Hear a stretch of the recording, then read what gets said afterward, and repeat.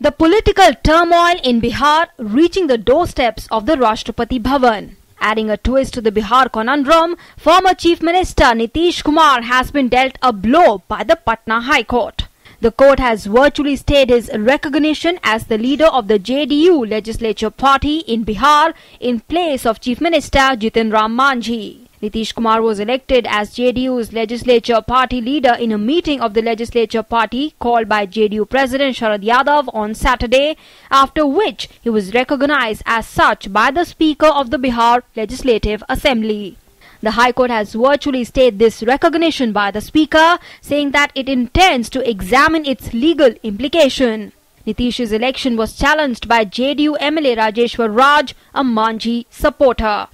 हम माननीय उच्च न्यायालय के इस फैसले का स्वागत करते हैं और माननीय उच्च न्यायालय के इस फैसले से एक बहुत बड़ा बिहार को राहत मिला है और लोगों को न्याय के प्रति आस्था बढ़ा है। इससे नेपाल की आस्था बढ़ी है और हम समझते हैं कि इस आदेश के बाद महामहिम राष्ट्रपति महोदय और महामहिम राज्यपाल महोदय भी इसको देखेंगे कि किस तरह बिहार में संविधान की धज्जियां उड़ाने की कोशिश की जा रही है। विधानसभा ने जो भी निर्णय लिया है वो पूर्ण रूप से सही है, नियमानुकूल है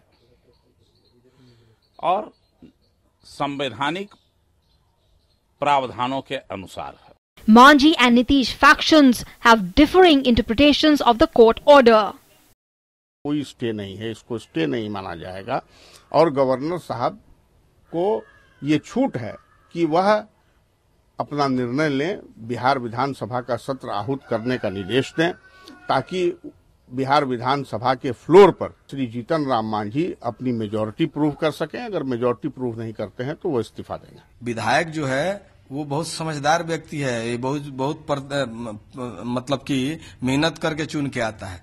अभी राज्यपाल जी का हम आदेश निर्देश का प्रतीक्षा कर रहे हैं। वो उनका काम जो कर रहे हैं वो कर रहे हैं। वहां भी राष्ट्रपति जी यही न कहेंगे कि फ्लोर पे जाइए।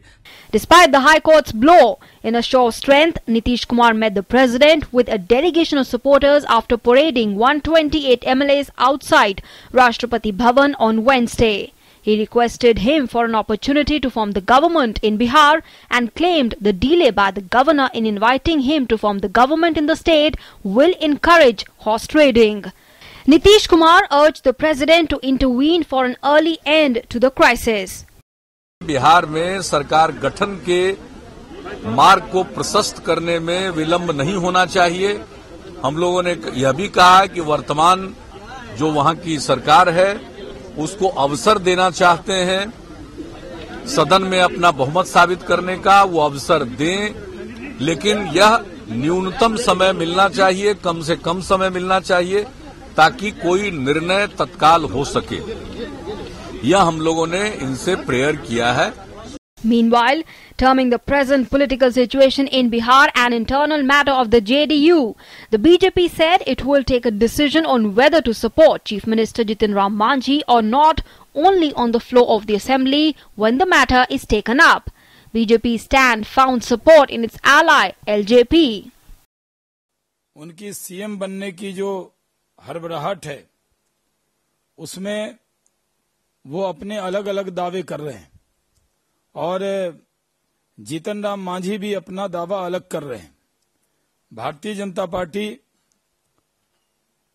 अगर सदन बुलाया जाएगा, जब जीतन राम मांझी को बहुमत साबित करने को कहा जाएगा तो निर्णय सदन के पटल पर ही लेगी।